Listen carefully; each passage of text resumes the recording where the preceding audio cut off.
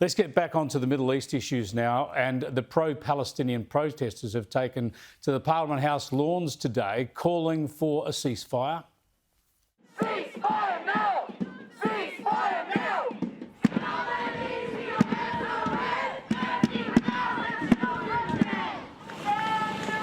river to the sea, Palestine will be free. From the river to the sea, hey?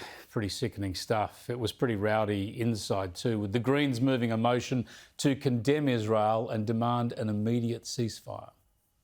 As a community, we want a ceasefire. We want peace and an end to the illegal occupation, and we expect the government to work to achieve this. Well, this is a disgraceful motion moved by the Greens political party.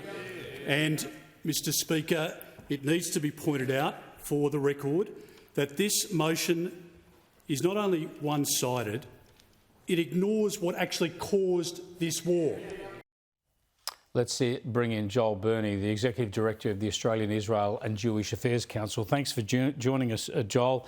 It must be sickening to see so little focus on the facts here, so little condemnation of Hamas, never references back to the terrorist atrocity that precipitated this war, just the demonisation of Israel and the call for Israel to essentially hold back and allow Hamas to get away.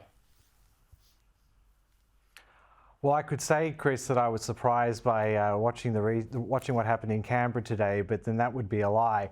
Now, even though I'm not surprised by it, it still troubles not only me, but it troubles our whole community to have a political party such as the Greens that is hovering around 13% of the primary vote federally, has such a position on this. The call for an immediate ceasefire, all that means is reverting back to October the 6th, where Hamas remains in power of Gaza. It remains in a position to repeat the massacre, the rape, the pillaging, the murder that occurred on October 7.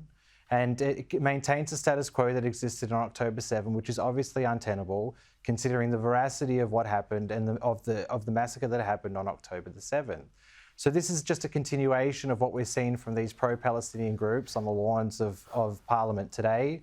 They've gone to the depths of interrupting the Australian Open tennis, finding where the families of hostages are staying in Melbourne and protesting there and yelling and screaming and intimidating them. And the complete rejection of as to why we're here, why this war started, that it was launched by an attack by Hamas into Israeli territory that killed over 1,200, mostly civilians, in the most brutal of fashion. Yeah, well, it's very disappointing to see, but obviously not surprising.